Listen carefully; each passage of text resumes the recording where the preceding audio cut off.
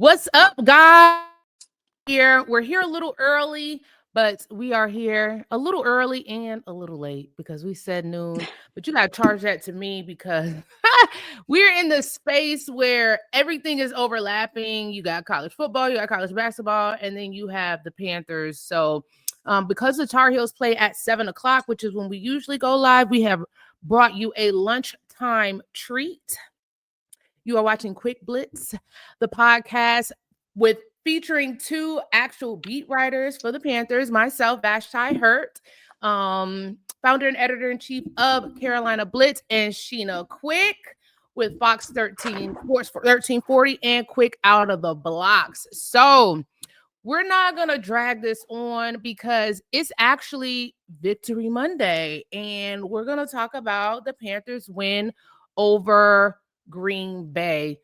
I don't know. I kind of was not expecting this.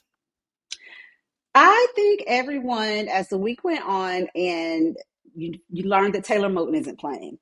You learned that Cade Mays, who had been doing phenomenal at center, wasn't going to be playing. You learned that Brady Christensen wasn't going to be playing. And so you're like, who do we have left on top of facing Micah Parsons? So I think that it is a very realistic outlook at first to feel like it was going to be hard for Bryce to stay upright. I think that that's what people's main expectations of this game stem from, is that they did not feel like a depleted offensive line or a patchwork offensive line would have been able to contend with Green Bay's defensive line. And we saw that was completely not the case. Yeah, I think one of the most shocking things to me was that, and I don't know if y'all look at the reactions on Carolina Blitz, but Michael Parsons was a non factor. See, you're gonna try to get me in trouble. No, You're trying to get me in trouble no, with Mama Blitz. You're trying to get me in trouble with Mama Blitz. Michael Parsons was a non-factor, which, I mean, shout out to the offensive line, and specifically shout out to Icky. Listen, Icky is going. This is the tape he's going to roll back when he walks into Sam Morgan's office and he wants that bag. Cash me out, because to neutralize a guy like Micah Parsons, who is a total game disruptor, to make it seem, I don't even know if I heard his name called once, maybe once, but he has zero pressures for the first time in his career. Do you know how insane that is? Zero pressures from someone like Micah Parsons. I think that was the most impressive thing from this Panthers victory. And also Rico Dowdle. Like, listen, we gave Canales some slack last week for not doing the obvious, right? And for us, what we thought was the obvious was what they did this week. They neutralized the Green Bay's offense by not keeping them on the field as much, and then and running Rico and you know, dominate. Not necessarily, the time of possession was pretty even. The Panthers 29.50, and then the Green Bay was 30 minutes and 10 seconds. But it seemed like it was more lopsided than it was. It did seem a lot more lopsided. And I mean, for what it's worth, Green Bay had some long drives. They had 9 play, 10 play, 13, 12. They just could not punch it into the end zone. And shout out to the defense with that bend, don't break mentality. I don't know what made Evero decide to go back into prevent defense and give Green Bay a chance to, tie the game, which is what they did. You can't do that with good offenses. You can't play soft coverage and then miss the first intermediate tackle. You just can't do that. Luckily for them, some aptly timed turnovers were able to keep the Panthers within striking distance, or in command, not even in striking distance, in command of this game. I want to say, they only trailed 3-0, right? Who, the Panthers? Yeah, they only trailed 3-0. That's the only deficit they saw the whole game. Right. Yeah. 3-0 at the beginning. And then, of course, they never trailed after that. I mean, which is impressive, especially with Green Bay. Listen, Green Bay had a 9-play drive to start, fumble, right? That was critical. Huge. Then a 9-play drive, field goal, 10-play drive, field goal, then the missed field goal, and then interception. The Green Bay didn't have a 4-and-out. I mean, a 3-and-out. And then the 13-yard play and the turnover on downs at the Carolina 13. And that was a critical play. And Matt LaFleur went back and said in his post-game comments that in hindsight, he should have taken the 3. But oh well, you didn't take the 3. You know why he went for it on 4th down. Because Didn't people trust still the don't kicker. respect Carolina.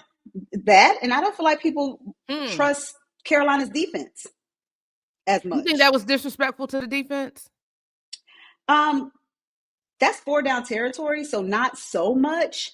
But I do think that factored into, number one, they felt like the defense wasn't that great, and they didn't have any fear that Carolina was going to go and score. Yeah. We should to think about it on both ends. I think that this team has been underestimated so long, and to them, that's kind of an advantage because teams are kind of just looking past them. I don't really venture over into Packers Twitter, but some of the tweets that I've seen that Panthers fans are pulling up as receipts, they were looking ahead to the Eagles. I saw that. And even, it was like this game didn't even exist. Even the media, like they kind of baited them. I'm like, wow, like y'all asking about Philly. Even in the post-game press conference, one of the questions was, oh, well, is this what we can expect when y'all play Philly? Bruh. Like you just took that L on the chin to the Panthers. And no shade to the Panthers. Because like they have the same win total as they have a winning record in this league and they are in the playoff hunt for the first time in years. So no shade to the Panthers, but like it's low-key disrespectful. And I think you're right. Matt LaFleur, one, didn't respect the Panthers defense, but more importantly, he didn't respect the Panthers offense. He felt, all right, I'm going to go for this 4th down. Like, if I don't get the points, it doesn't matter. Even if we don't get the 4th, we're going to be able to outscore them. And they weren't. And then we'll be able to stop Carolina. And they weren't. I mean, it was quite an impressive, not quite impressive, but it was good enough for the Panthers to win. This is what Derek Brown had to say after the game.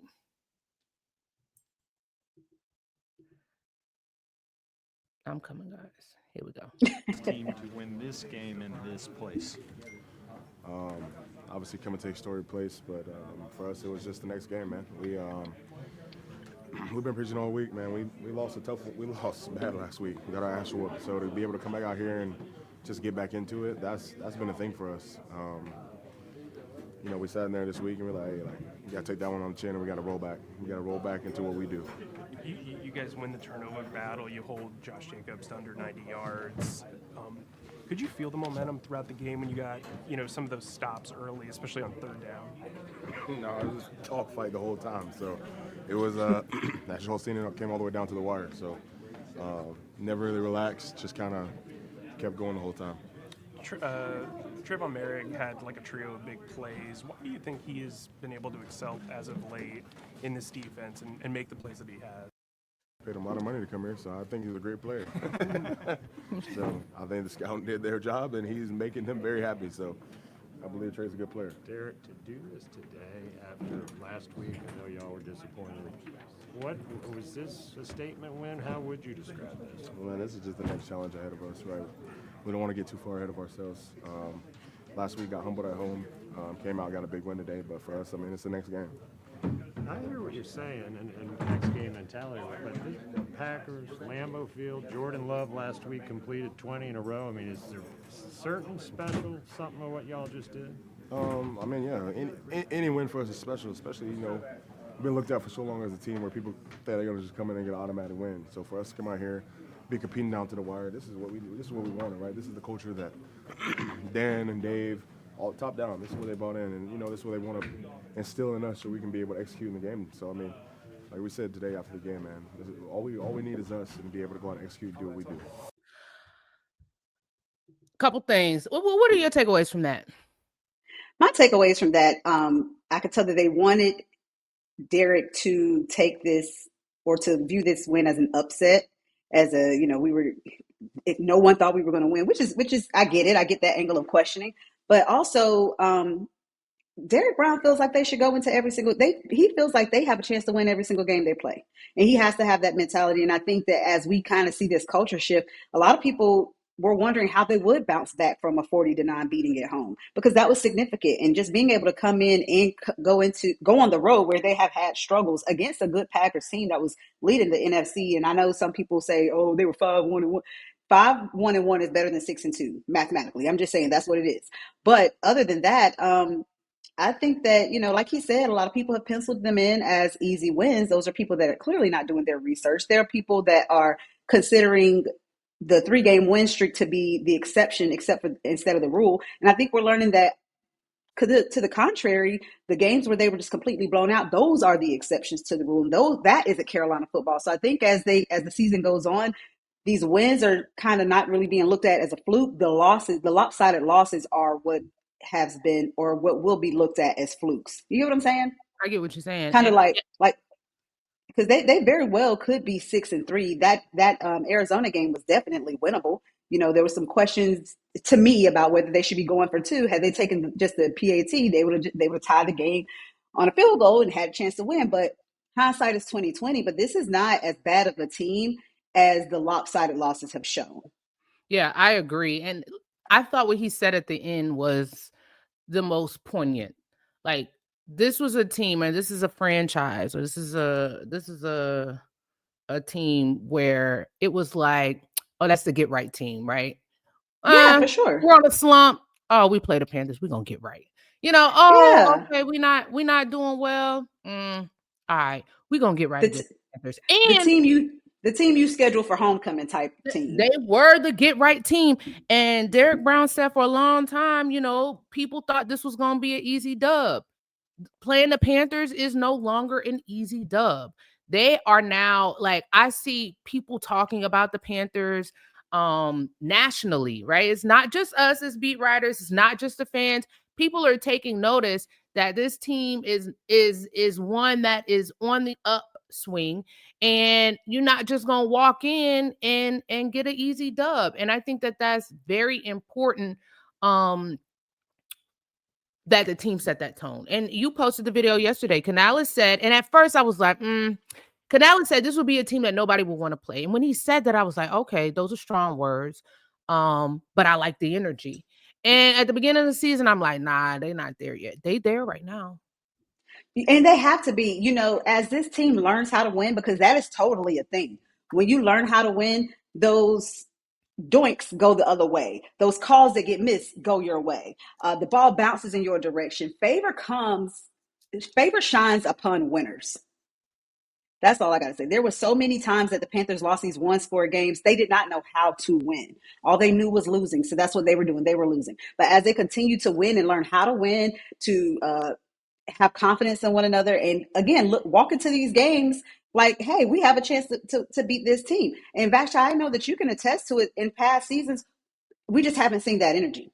It was kind of guys just going through the motion, collecting those checks on Tuesdays. But this team actually believes every time they lace up that they're amongst the best of the best and that they can beat the best. And I think that that's one of the biggest things you have to do to overcome a losing culture. And we're kind of seeing that happen in real time.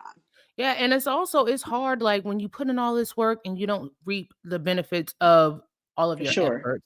And it can get to the point where you kind of like going through the motions, all right. But when you start seeing, it's like, it's like us. Where we are now, we got it out the mud. And at the beginning, you kind of just chugging away, and you don't see any progress. But when it pops, it pops, right? Pops. And so you have to still believe in the process. You have to still believe in the work. And the Panthers are finally reaping the benefits of that work. And, shout out.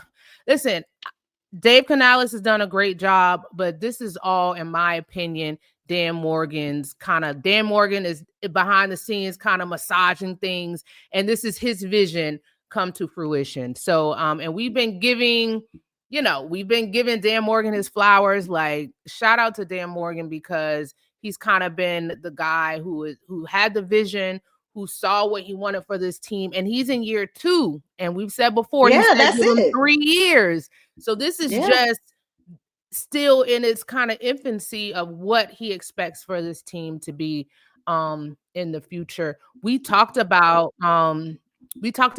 Icky, but like the offensive line was pretty makeshift by the end of it. Chandler Zavala went out with an injury. Taylor Moton didn't play. Jake Curhan. Did y'all know who this guy was before the game? Absolutely not. I Absolutely not. But he mean, came in and did a stellar job, even with the sideline scuffle with not even, it wasn't a late hit because Bryce's feet were still in bounds, but the egregious push out of bounds.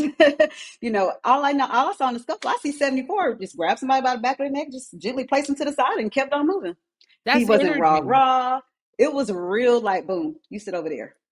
That was But a shout turning out to point for him me, though. and I tweeted Yeah. about that. When Bryce, even though there wasn't a flag, the dude pushed him, and he was still in bounds, but he pushed Bryce out of bounds, and it wasn't like, oh man. And we have Nah, seen it was times where guys have been like, all right, this is football play. No, the whole team got up and was like, nah, we not playing that. And I thought that really showed that whole, and I think that dog is overused, but that's the type of mindset that you have. Like those guys I used to see, if Tom Brady even got tapped, those dudes were ready to go to blows. Same thing with yeah. Patrick Mahomes. And there have been a few times where I felt like Bryce had taken late hits and everybody just stood there and were ready to go to the next play. Rookie season, Bank of America. I can't remember what team it was. It was a pretty brutal late hit. Bryce didn't get the flag, but we just saw his offensive line kind of just give him a hand and help him back up off the ground. The other guy Wild. that just walked away untouched, unscathed, no jawing back and forth. But again, that was a team that was kind of just showing up to show up. I mean, week in and week out. It was the Vikings. It must have been the Vikings. See, it was such an egregious play, and people were just in such It disbelief was the that his Vikings. offensive line didn't have his back that Right. Santario Austin immediately recognized that it was the Vikings game. It was just that blatant and just that bad. And it was just kind of like Bryce was just on his own. He had no guys. But now they see that he is the leader of this team. They respect him. And you're not going to touch their quarterback without them having something to say about it. Yeah. And I think that's one of those things that doesn't show up in the stat sheet. And you saw the video. You said Jake Curhan, who was just signed by the Panthers on October 1st off the Cardinals practice squad, was one of the first guys to come to Bryce Young's defense. And that's important stuff. A couple of the comments. Hello, ladies. Thank you for the work that we do. Thank you. We appreciate all of the support that y'all show us. Do you think the Panthers might bring someone in with a trade before the deadline?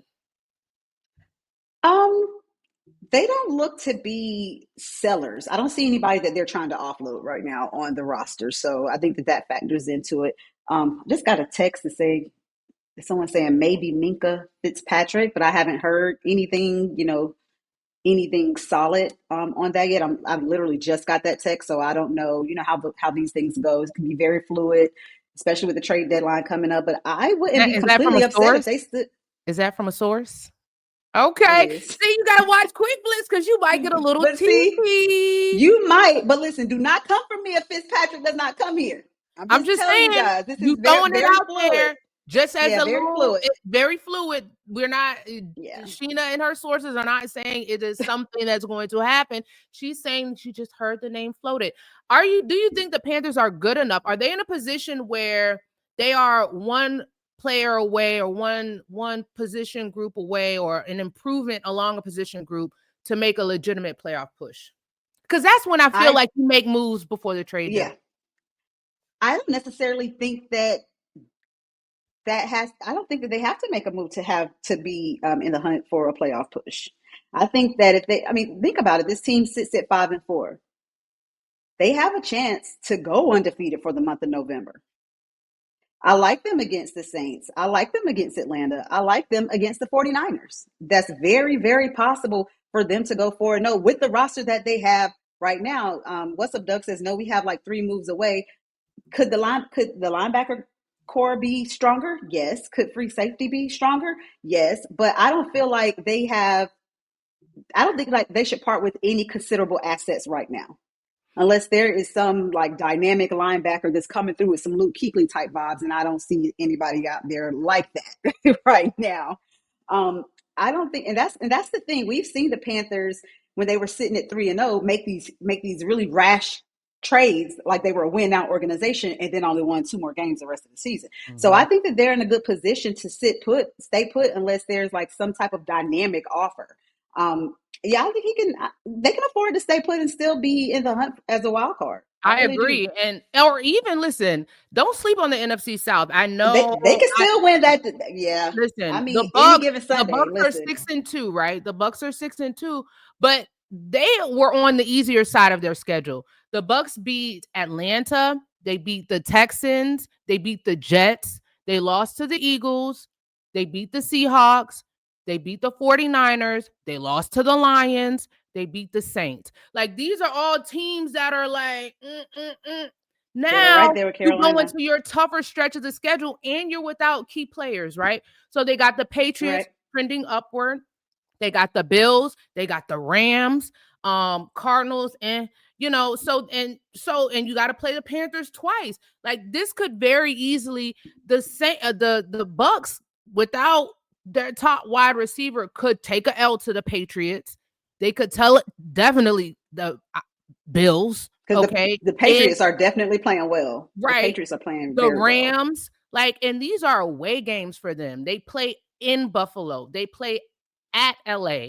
The Patriots come to Tampa Bay, but and then they play the Cardinals come there to Tampa Bay as well. But they can go maybe 1-3 or maybe 2-2 at best. Like the NFC South, I think It's open is still open. Like for sure.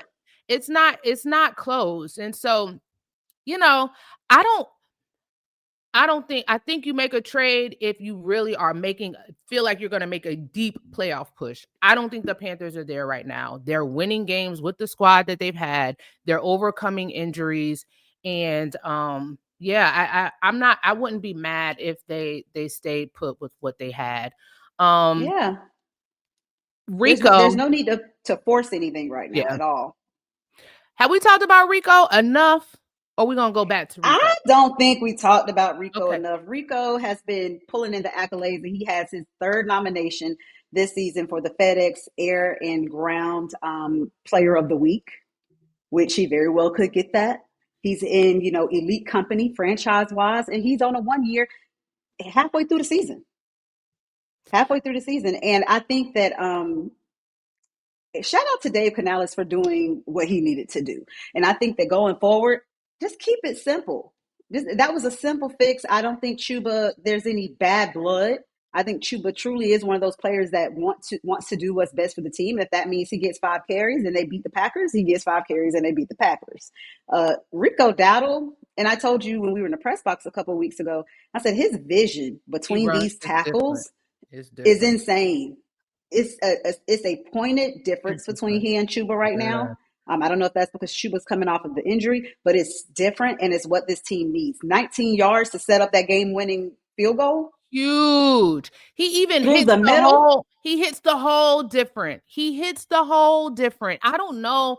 And even Greg said something. He was like, I'm not sure what's going on with Chuba. Maybe Chuba's trying to try to find openings, but Rico knows where the openings are gonna be, and he hits that hole, and it's With force. completely different. Here is what Rico said after the game. Rico, this was one of the top run defenses in the NFL coming into this game. What worked so well today for y'all to run it like you did? Oh, those guys up front, they've been doing a great job all season, just allowing me to get to the second level and executing their blocks at a high level, and we can do it against anybody. I never really look at numbers and like they the top run. It's just each week is his own. We take each week as his own. And, looking at the film, I knew we'd have a chance to have a good one. Was there a point in this? I'm sorry. Was there a point in this game where you knew, like, oh, we're going to be able to do whatever we want in the run game? I think early on, I think my first run, it was like a duo. I went for like 8 yards. It's usually the same situation. When you get that first one and the feeling, and like I said, it just comes with trust and confidence. Those guys, we'll be able to do it anytime with the guys we have up front. Guys stepping in, making plays. So just got to have the confidence and trust in them. What did you see on the 19-yard run that led to the game-winning field goal? I think it was a 34 watch self. Bryce did a little dummy cadence, came to me, make it look like it was a pass play, and the guys flowed left, and I just kept it front side and opened up. So. Did he talk to you about doing that? I saw him talk to you before the snap. Was that what he was going over? Yeah, he was just going over, acting like he was putting me in protection, just kind of play mind game with the defense. But he was just telling me it's still the same play. Yeah. Do you think that made a difference? I think things like that definitely make a huge difference because you never know what the defense is thinking, so they definitely got to adjust. Rico, on the celebration, you're supposed to get 2 pumps, right? Yeah, from my understanding, and everything I've learned, and we go over stuff like this every week in the meeting room. I definitely think you're supposed to get 2 pumps. Hopefully, I don't get a fine. A couple of things from that. One, Rico broke down that whole 19-yard play. So Bryce was over here acting, right? He was trying to make sure it made it look like he was telling Rico what protection to pick up because trying to sell that it was a pass play. One, I love that. I love that tidbit he gave on that. And then, I don't know. It's just, shout out to Rico. What are your thoughts on that? On the pumps. Well, not the play. Well, the post game, and then we'll talk about the pumps.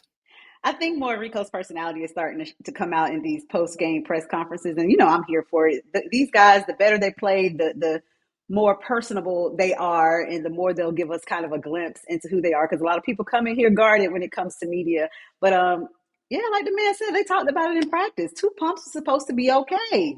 You flag on the third pump. He didn't get the third pump. I feel like they got cheated. You got robbed.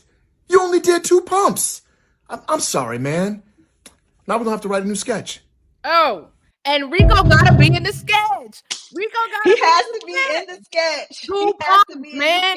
I mean, they got robbed. What happened? Like, it used to be, Steve Smith used to go in the end zone and there would be a celly. Like, I don't understand why they're trying to water this down. This whole league is based on entertainment. Like, you gotta let that 2 pumps ride. Like, and they were so quick with the flag. Do you think he was serious about? It was immediate. Do you think he was serious about them meeting about that? No. They may have talked about. They may have talked about it.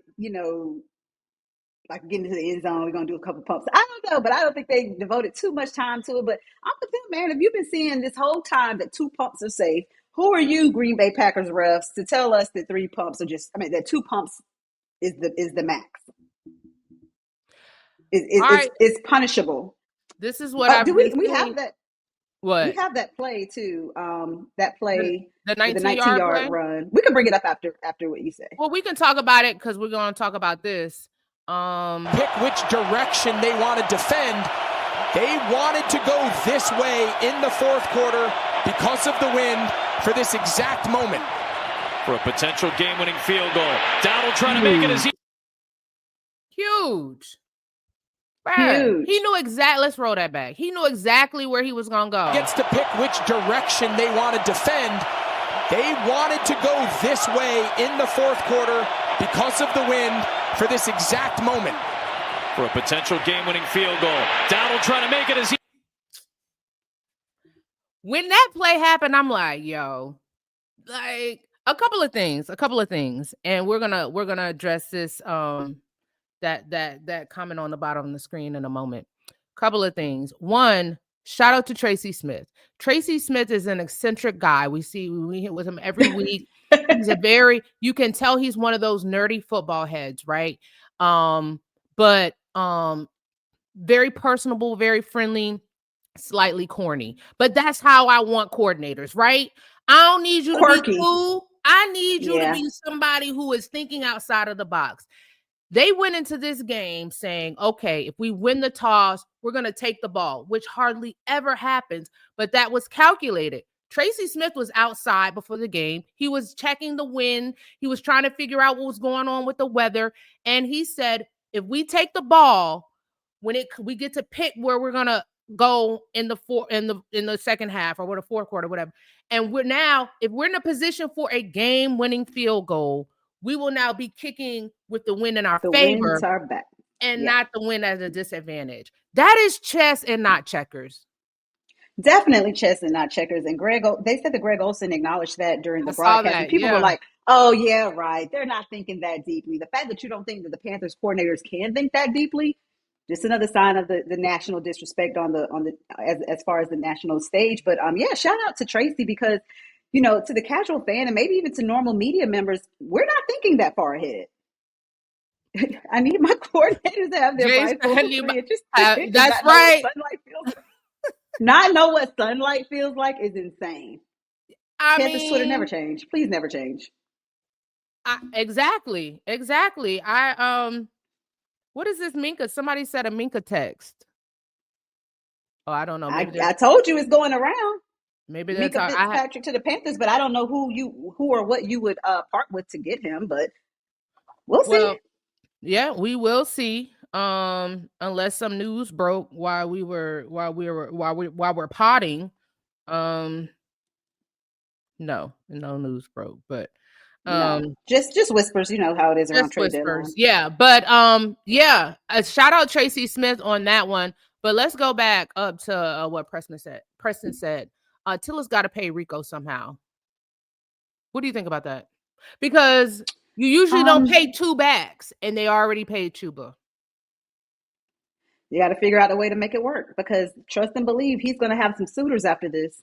Oh, you're going to have to come with it. You're going to have to come with a big checkbook. You're going to have to come with, almost a promise of a playoff berth.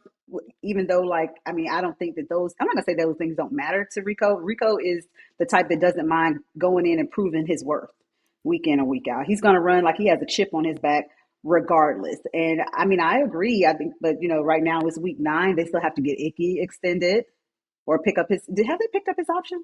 Yes. I think they did pick up his option. Mm-hmm. They're possibly going to work on an extension for him. And if he keeps playing like he played yesterday, lights out, they got to throw the bag at him because left tackle is one of those positions that you can't afford to be cheap on. But someone said they keep hearing that the Patriots are calling for Chuba. I don't think the Panthers are sending Chuba anywhere, especially with Rico being on a 1-year deal because Rico could always elect to go elsewhere. But would you, though? Trade him? It depends on what New England is offering. Don't trade. But see, here's the thing also. Dan Morgan did a lot behind the scenes to recoup a lot of draft capital that got traded away from the regimes prior to him because the Panthers were trading some of their essential players for 5th round picks, 4th round picks. You weren't getting their actual value for it. They traded Christian McCaffrey and didn't get a 1st round pick for him. So I think that some teams are still kind of coming to the table with the Panthers thinking that they're going to be able to use those negotiating tactics. And Dan Morgan's like, nah, what you got? What else you got? That's not enough. What else you got? And honestly, so unless Dan Morgan has been in a position where he sets his price because and he's sticking with it. Somebody said they heard a 5th. I would not out that's too low. That's ridiculous. It's actually a little disrespect. It's actually a little disrespectful because again, you don't know because Rico is on a 1 year. Yeah. And he did that on purpose. You could throw a bag at Rico and Rico still decide to play elsewhere. Yep. And then it just doesn't make any sense to trade Chuba. And I think that Panthers fans are winning again is kind of foreign to them. So that's where you get these kind of things that are thrown out there. This team isn't a desperate team anymore. So a lot of those desperation trade offers are just falling flat. And I wouldn't trade Chuba. And I think that Dan Morgan is a very smart man. I doubt he would part ways with Chuba, especially for a 5th. Yeah, and people keep saying, don't forget Jonathan Brooks. Jonathan Brooks is coming back. Is coming off not double ACL, but back-to-back ACL injuries. You don't trade away a definite for an unknown. That's just like with the draft. The draft is a lottery. You just never know. You're gambling. I just don't think that that's a good idea. This team, if it ain't broke, don't fix it. Are they a undefeated team? No. Are they a team that's probably going to be a Super Bowl contender this year? Most likely not. I'm just going to say most likely not. So there's no need to make these rash decisions that make absolutely no sense. Yeah, I agree. People bringing up Jonathan Brooks in this conversation, and it really sucks the luck and misfortune that he had with those back-to-back knee injuries. But right now, your running back room, you're not talking about Jonathan Brooks right now because you still got Trevor Etienne before you even get to consider considering Jonathan Brooks. You got to talk about the people that are in uniform and that are playing right now, not what if or not if they come back, will he do this or that? It doesn't make sense. And that's how franchises get into a blunder with those types of thoughts. You're just making it a little too complicated. You're making it more complicated than it has to be. Right now, if you're talking about paying running backs, you're talking about Rico Dowdle and no one else. And they're going to have a decision to make. And the coaching staff and Dan Morgan are going to have to decide, because I don't know if you can keep them both. And that right there is like, that's where the decision is going to have to be made. We got about 1,500 people in here, guys. Thanks for watching on your lunch break, or if it's not your lunch break, on your lunch break or whatever. Just we appreciate any of your time. Make sure sure. you like and subscribe to our YouTube channel. And continue the comments. We love the comments and the interaction. Sheena, you want to talk about Bryce Young and some disrespect? We got to talk about Bryce Young. If you're a stat watcher, a box score watcher, please just refrain from tweeting at me, because I ain't got time. I ain't got time to argue with all of you. Does Bryce put up lofty numbers? No, but they're winning the game. There's stuff that Bryce Young does that does not show up in the box score, like that play that we showed earlier. He seemed to be setting pass protection, seemed to be putting Rico on to give him a pass protection assignment just to hand the ball off. And just like, Micah Parsons said, hey, we were expecting the pass. That's how he got up the gut so cleanly. And if I could find that video, I don't even know if it'll let us upload it while we're potting. But those are the things that Bryce Young does that do not make it to the stat sheet. And for what it's worth, wins and losses have been a quarterback stat for such a long time. If you're going to give him the loss, you got to give him the win too. If he throws for 300 and they lose, he still takes that L by his name. He's still the person who they're saying through his first two seasons is 6-22. You'd love to throw that 6-22 out. So if you're going to give him the loss, you got to give him credit for the win also, even if he's not lighting up the stat sheet. Again, if you got to see it both ways. You got to play it the same on both sides. You have to. Is it disrespectful to think of Bryce as a game manager? No, because there's plenty of game managers that have won Super Bowls. So it's not. Period. It's not. I mean, it's not. Game managers get paid in this. Everybody is not going to be Lamar Jackson, right? They're it's not going to happen.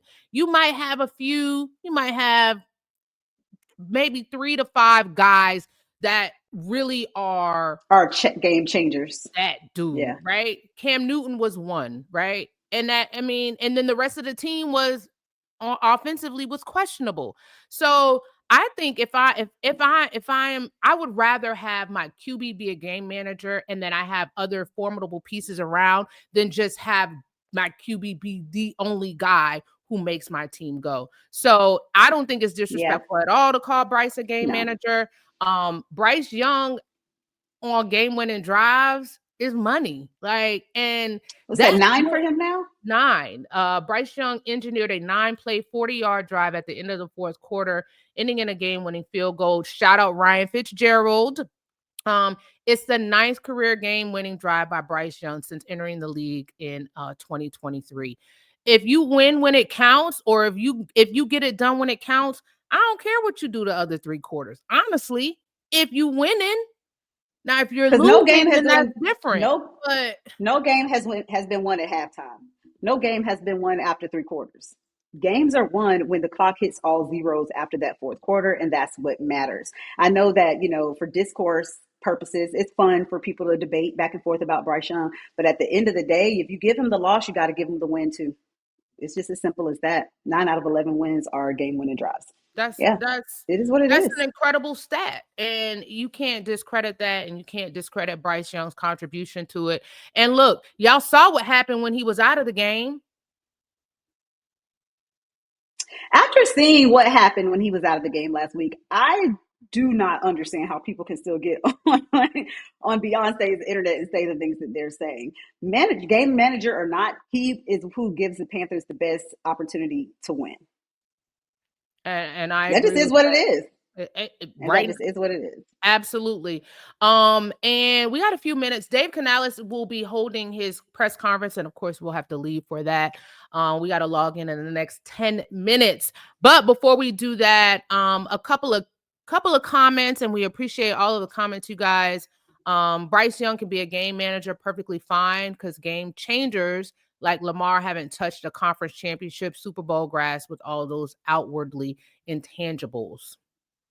I mean, but shout out Lamar though. Like no For hate to sure. Lamar because Yeah, you see what Baltimore did without him. exactly. I could Plymouth, argue yeah, that was the one. Tim Tebow was a winner in the fourth quarter and bad for the other three, but I get your point. What? Okay, but what are you saying that? Like, I don't really I don't understand know. this Maybe statement. he's comparing Bryce to Tebow. I don't I know. think he's saying because we said that he's good in the fourth quarter. If Tim Tebow is a winner in the fourth quarter and they win the game, no one's talking about the previous three quarters. They're talking about the dub and they're moving on to the next game. Period. Yeah, I mean, look at They beat the Packers in Lambeau look with at 3 of 5 starting offensive linemen out.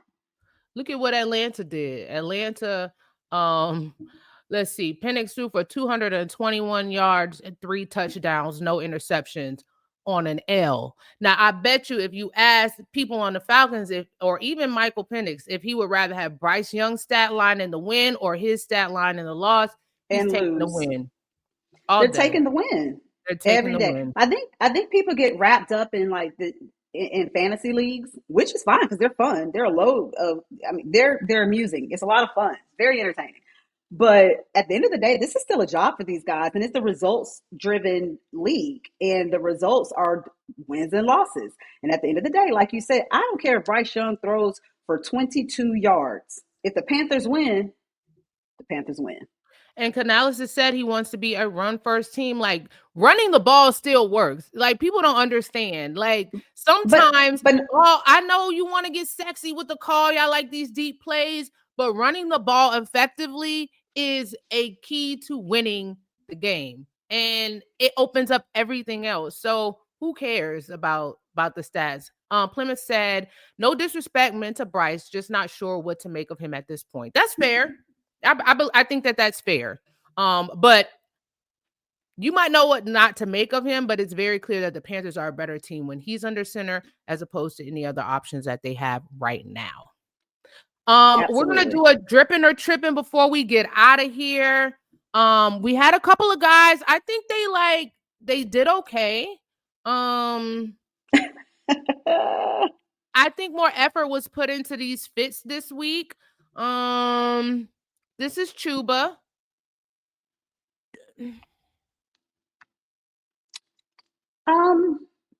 It's giving Concord meals to me. I know it's expensive, but it's giving Concord meals.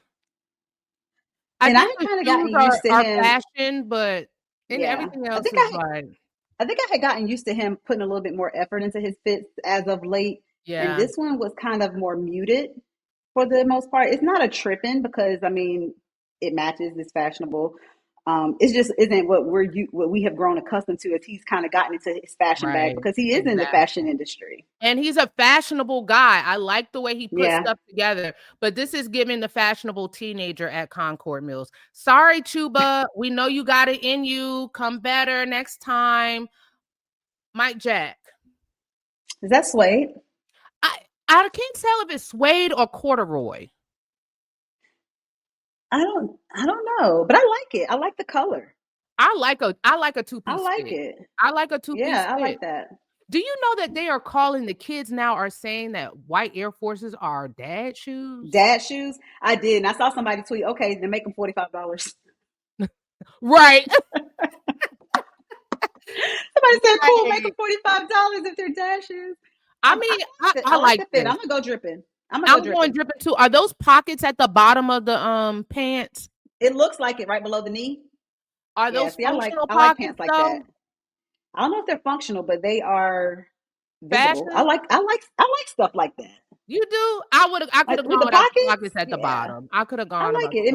It gives it a little bit of flair. Okay. Somebody said I don't even wear shoes. I actually, but the fit in it all, I'm gonna say he's dripping. I'm going dripping. Trevin. I like the bright colors. I wonder, is that a thick coat?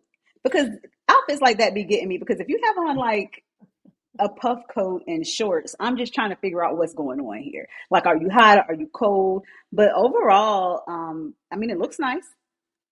Functionality, I mean, he probably wasn't outside for a long I time in mean, I that, don't but know why his I knees are like it. out in Green Bay. We didn't need to see knees in Green Bay. Are those black Air Force Ones? I think they might be black J's. I can't quite tell. Or I don't know. If they Yeah, are black forces, I'm here for it because you need black force energy coming, into Lambeau, 2 touchdown underdog. If they're black forces, I'm with the black force energy. I like the jacket. I like like I said, I like a two-piece fit. 2 piece. I'm just This not is sure just about those it's shorts. conflicting. Yeah, Yeah. it's just a little conflicting because it's like, are you hot or are you cold? Yeah, we just don't know. Okay, we got one more. Oh, it's not going up. What Is that going up? happened? I listen. Oh, there we I was go. about to say. I was about to say. I know we had to bring up Ashawn. Come through, Isaac Hayes. Okay. We got a turtleneck. We got the chinchilla, ball head. It is giving granddaddy who run. This is giving rich granddaddy vibes. Like, this is All right, Frank giving, Lucas. like, it's giving. Frank All Lucas right. at the fight vibes. I mean, I like I don't it. know I gotta go dripping. the coat obviously is the star of this, It's the but the main. fact that Yeah, he it's put the it main on with a character. turtleneck, this man is suited and ready to go to work. Okay, this is the guy that works at Bank of Yeah. America who gets all the hoes. This is what Ashawn is giving right now. Okay, this is the boss. Did you say he gets all the hoes? This is it. This is it. This man come to work. He got flavor. He buying all the ladies lunch and stuff. He coming with. Come on, man. Come on, man. Oh, Come but on. if he had Come some, on, granddaddy. if he had some shades on, it would have really set it all the way over the top. Yeah. It would have set it off. If he had some shades on it. I wish we could see the shoes. The shoes would have really Yeah. told us what we needed to know. But that coat is giving. Okay. I wonder if I like it. You think it's real? I mean, obviously he can afford real, but some people have their own gripes about real versus faux. We're gonna have to ask him We'll about ask that him. coat. But I bet it goes to the floor too. It's not one of those that stop at the knees. Oh, it can. It can. And if it does go to the floor, he had to have that custom made because he's not a small man. Look, kind of Timu Rick Ross, but he chilling though. Y'all so tough. Y'all a tough crowd, boy. Good God. Timu Rick Ross is sending me. Because why would you say that? When I said real, I'm not saying like I can't tell because I can't touch it. But some people, for ethical reasons, don't wear like actual real fur. So that's what I meant by that. Correct. But I think Ashawn, and Ashawn has been putting some effort into the fashions. I don't know if y'all have looked at his fits. They don't all hit, but the effort is there. The coat is the star. The coat is the star. I wish we would have seen the week that Bobby Brown had the Bobby and Whitney shirt on. Bobby Brown also had on a nice week. fit the other week. We didn't do it, but it was white, and then he had the bucket hat. But that's okay. We're gonna bring some more dripping or tripping. Hopefully, now that the Panthers are winning, these guys will put more effort into their fits. Because it goes in one of the. It goes hand in hand for sure. It really does go hand in hand. When you look good, you play good. And when you play good, you feel good. All of that, it trickles down. All of that. All right, guys, we're going to wrap it up. We got to check in with Dave Canales on his presser that will go on in the next 15 minutes. Thank you for supporting us and watching. We got almost 2,000 people in here. We love y'all. Shout out to y'all. Exactly. For real. And then make sure you are subscribing to our YouTube page. We're trying low-key. We just started it, but we're trying to get monetized so we can get a little coin off of this. And make sure you're following us all. Sheena at Sheena_Marie3 at Keep Blitzing. We appreciate the support. Make sure you're going to check out our work. We work hard to try to bring you guys the not norm from your parents, from your beat writers and your the people who cover your team on a regular basis. And you guys have been nothing but supportive. So thank you. Shout out to y'all. Shout out to y'all. And we will be back next Monday. Hold on, let me check the schedule because I don't think there's a basketball game next Monday. So we should be And I back think it's next fair Monday.